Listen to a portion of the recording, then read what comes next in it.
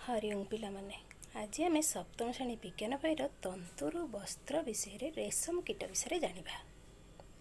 रेशम पक्षर किपरि रेशम तंतु तैयारी हुए। प्रथमे माई रेशम कीट शताधिक अंडा दिए। यह उपयुक्त तापमात्रा आर्द्रतार स्वास्थ्यपद अवस्था रखा जाए। अंडारू लार्भाजात हुए यह शुक कीट कहुए। लार्भा अवस्था एमानकु अधिक परिमाण रे तूतपत्र खाइबाकु दिया जाए। तूतपत्र खाई एमाने आकार रे बड़ हुअन्ति।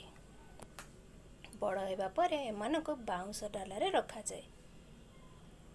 25 रु 30 दिन पर कीट पत्र खाइबा बंद करी क्षुद्र बाउंस प्रकोष्ठ को जाई निज मुंड को इंग्राजी अक्षर 8 भली घुराई घुराई पुष्टिसार युक्त तंतु क्षरण करे। देख तंतु केमती क्षरण करुचे।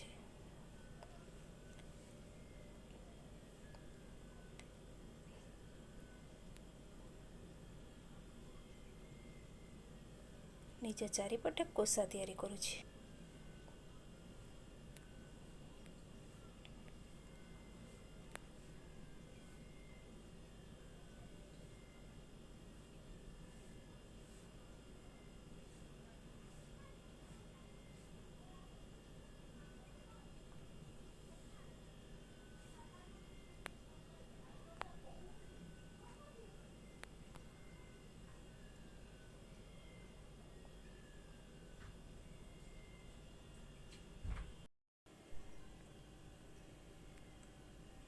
सेही तंतु वायु संस्पर्श आसिले रेशम तंतुरे परिणत हुए।